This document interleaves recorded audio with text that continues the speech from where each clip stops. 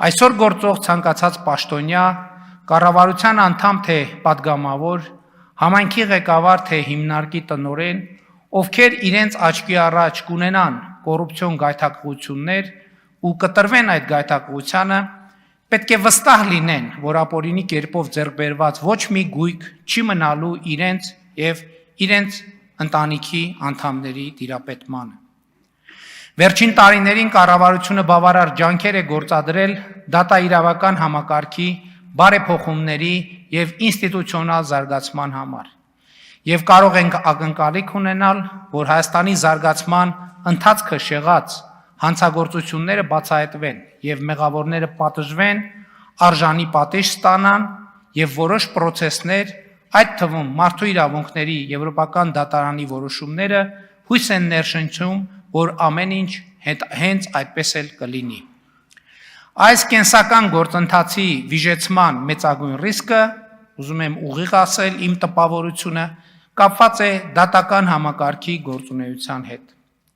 Հայաստանի դատական համակարգը մեծապես շարունակում է մնալ հիմնականում վերնախավերի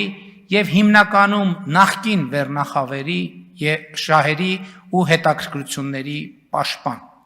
Սրա պատճառը ոչ միայն այն է, որ դատական համակարգում լայնորեն գործում են նախկին վերնախավերի ընտանեկան կապերը,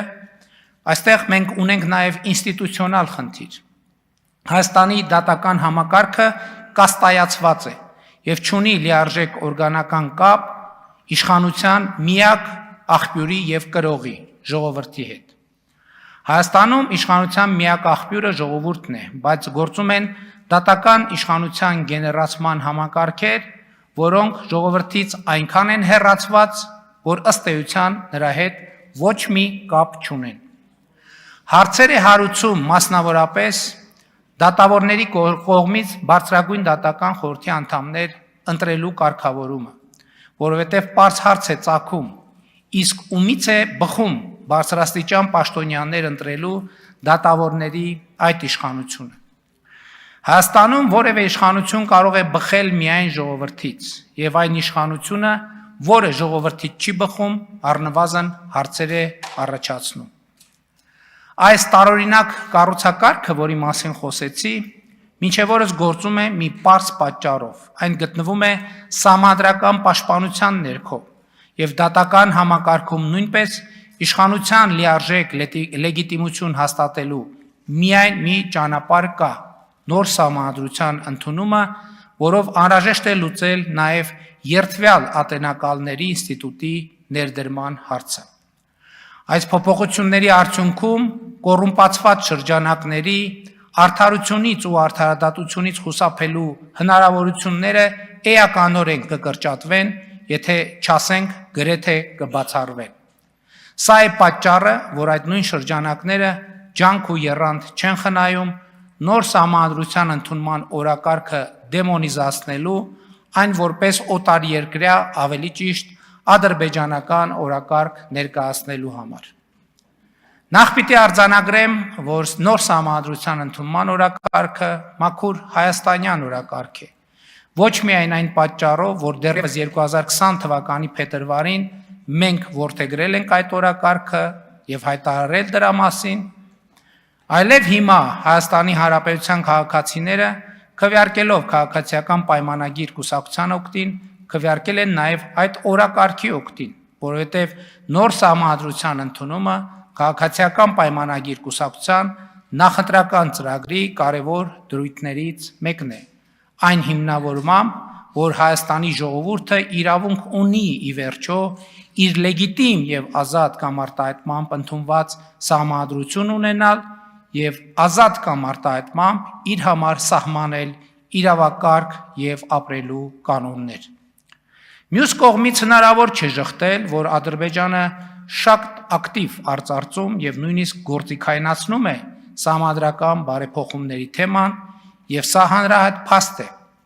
բայց եթե սա նշանակում է, որ նոր սահմանադրության հարցը ադրբեջանական օրակարգ է, ինչպես պնդում են որոշ ընդդիմադիր շրջանակներ, եկեք ետ գնանք եւ նայենք երրորդ հանրապետության պատմությանը։ Այդ նույն տրամաբանությամբ 1994 թվականից միայն Ադրբեջանն է շարունակաբար արծարծել 7 շրջանների վերադարձի թեման, այսինքն Հայաստանում ոչ մի նախաձեռնություն դրա հետ կապված չի եղել, եւ ինչպես Ղարաբաղի հարցի կարգավորման բանակցային հրապարակված թղթերն են վկայում, Հայաստանի բոլոր նախկին իշխանությունները,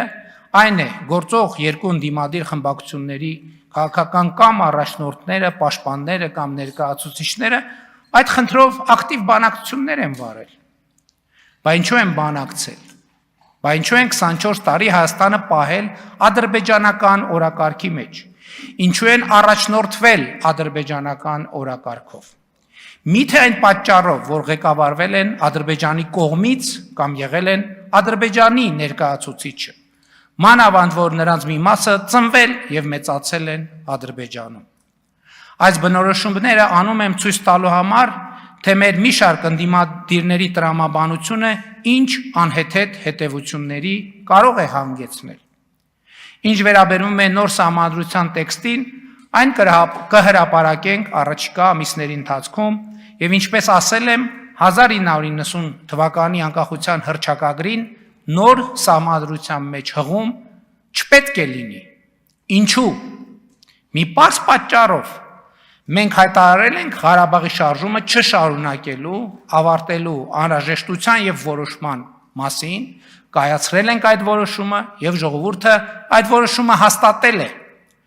Նոր սահմանադրության մեջ հղում անել անկախության հռչակագրին կնշանակի շարունակել Ղարաբաղի շարժումը, կնշանակի վերադառնալ կոնֆլիկտի տրամաբանությանը, իսկ սա անել չեն կարող առավել եւս 2026 թվականի համապետական ընտրություններից հետո, որտեղ մեր ժողովուրդը քվեարկել է խաղաղության օգտին եւ խաղաղության օրակարգը այժմ այլևս համապետական օրակարգ է։ Ըստ այդմ Ադրբեջանի հետ հաստատված խաղաղության պահպանումը, ամրապնդումը եւ ինստիտուցիոնալացումը կառավարության համար առաջնային օրակարգ է։